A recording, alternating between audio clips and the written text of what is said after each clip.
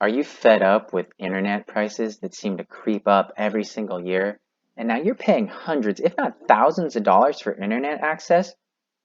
Or are you maybe going on a trip sometime soon in the United States and you're trying to figure out a way to get a mobile hotspot so you can keep all your devices connected while you're traveling? Well, today's your lucky day.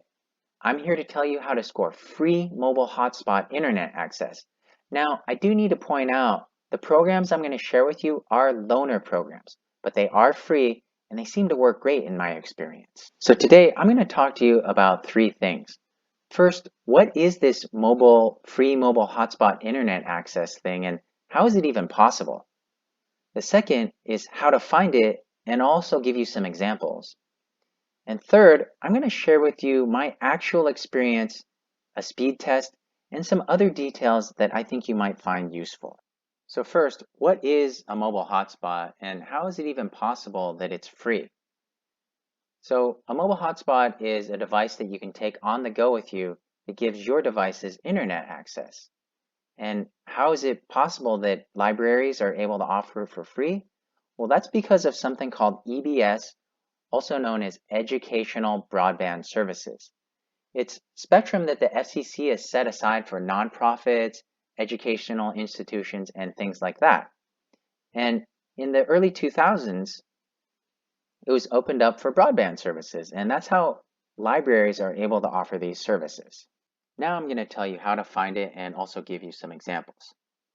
Now, basically the easiest way to find it is just Google libraries with mobile hotspots.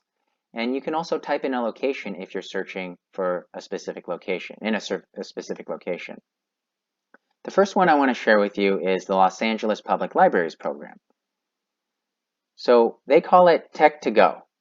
And this webpage just basically outlines some of the details of the program and also what libraries offer it. Basically, you're going to have a library card and you might have to show proof of residency.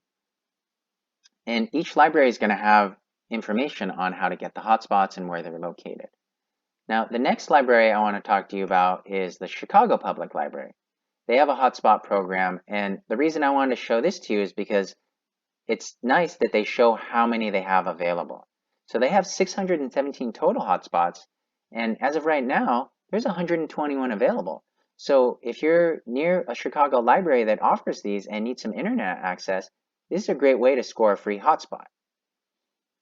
All right, the third place I want to talk to you about is the New York Public Library. They have a regular lending program where people can borrow a hotspot for a few weeks at a time. But I also wanted to share with you this other program they have, and it's for if you have a kid in the NYC public schools. You actually get a hotspot for the entire school year. So it looks like they're pretty much depleted for this year, but this is something to keep in mind if you have a kid and you want to figure out a way to get internet for next year and save money that way. So now the third thing I want to tell you about is my actual experience. So the loaner I got was one of these guys. It's a CoolPad Surf, and as you can see, it's a kind of basic looking mobile hotspot, but I gotta say it does work pretty good.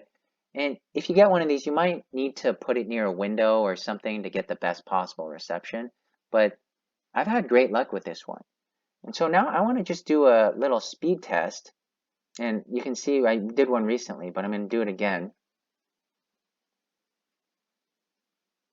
And it varies between maybe 10 to 20 megabits for the download.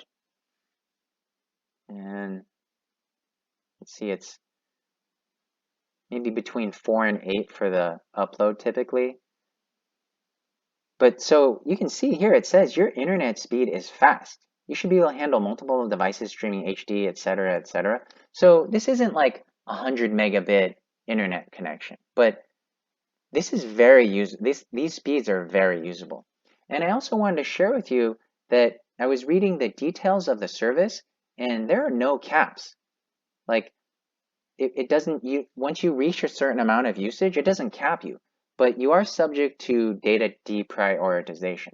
But I got to tell you, in the last few weeks I've used this, I've pulled down over 100 gigabytes, and I haven't noticed any discernible slowdowns. So it's something that has worked great for me. Now, everyone's experience is going to differ, but as long as you have good service and the cell towers in your area aren't too crowded, you should get great internet speeds. Anyways, guys, I hope you found some of this information useful. And if you're looking to score a mobile hotspot, maybe you can use some of the information I shared with you to get one.